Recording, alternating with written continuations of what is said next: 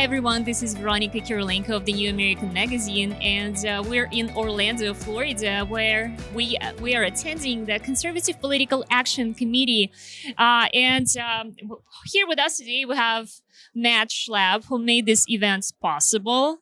He's the chair of the CPAC. Sir, thank you very much for hosting us today. Thank you for being at CPAC. We appreciate it. Well, it's such a pleasure. So, sir, the central theme of the event is awake, not woke, and it very closely correlates with the book that you just written and published. And I know it's doing very well on Amazon. It's dedicated to the cancel culture.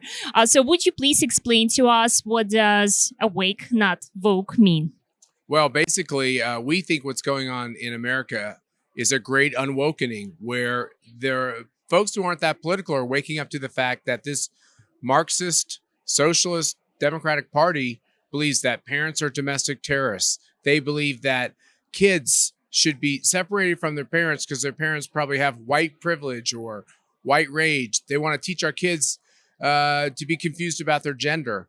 And the most obnoxious part, as obnoxious as all that is this idea that America is a racist country, is a terrible country, it's not redeemable, that because there are flaws and errors in our past, we can't be a great country. And I think a lot of people who aren't that political, maybe even a lot of Democrats, are waking up to this idea that, wait a minute, America's a great place. The other thing is a lot of those people love a cop or love someone who puts on a uniform.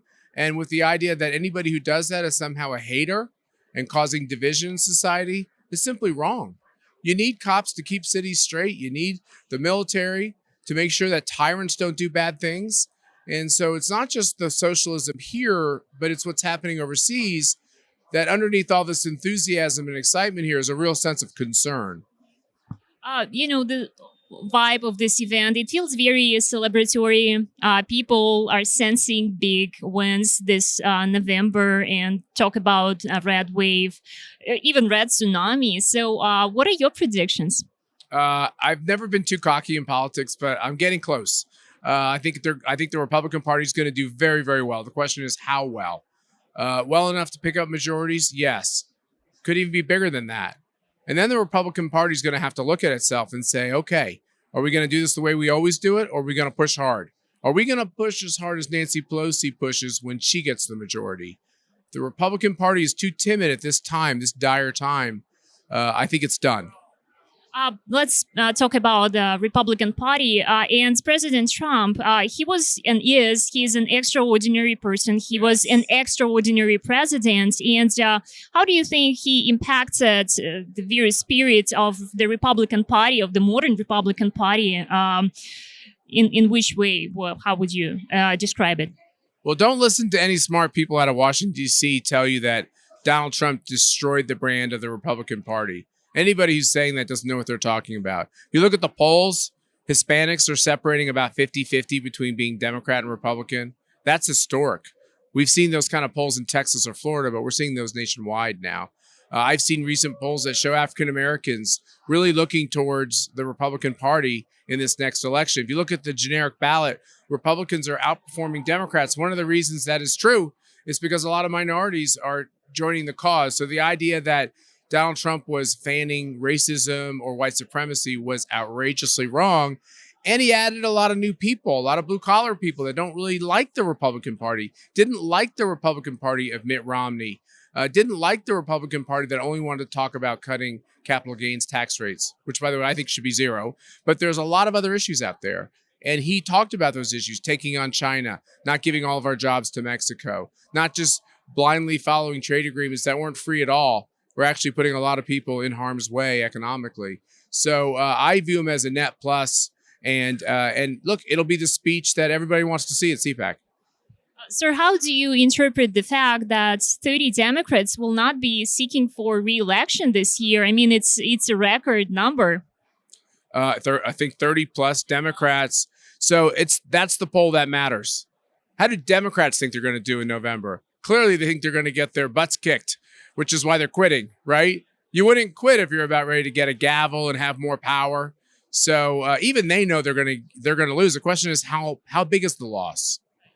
Sir, and you mentioned parents and children, and it's certainly a very big issue for many American families and for America itself as a country if it wants to preserve itself. So my question is, we see many parents becoming involved in their children's education. It was connected mostly to the COVID-related school closures. So parents got involved, and they started to notice that something is very, very wrong with the education system in America. Do you feel like the Republican Party is at the pivoting point of becoming the party of parents? That's a great question. I hadn't really thought about it that way, but I think you're exactly right. The party of parents. Who wants to be called a domestic terrorist? Parents are the most important people we have in the whole world. If we don't make new people, there won't be any people. It's kind of simple. And the same thing's true for getting married. We should be encouraging that, not discouraging that. Having children is a very selfless act. We should be encouraging that, not discouraging that. You see, the Marxist believes that the parent is imperfect, but the state is perfect. So if you can get the child connected to the state and get the parent out of the way, they can pass their beliefs on to the child. And so if you can call a parent a domestic terrorist, that's the first step. The second step is you further remove that parent from the child, and somebody else inculcates the ideas in the mind of that child.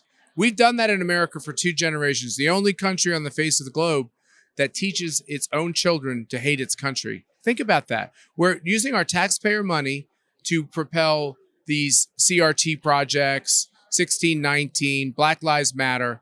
We're pushing American hatred on our kids. And I just can't believe that we were so blind to everything that's happening. And I'm glad people are unwokening, as I say. They are unwokening. And I think that's the theme of the election. That was Matt Shlapp. Thank you very much for your time, sir. We appreciate it. Thanks for being here.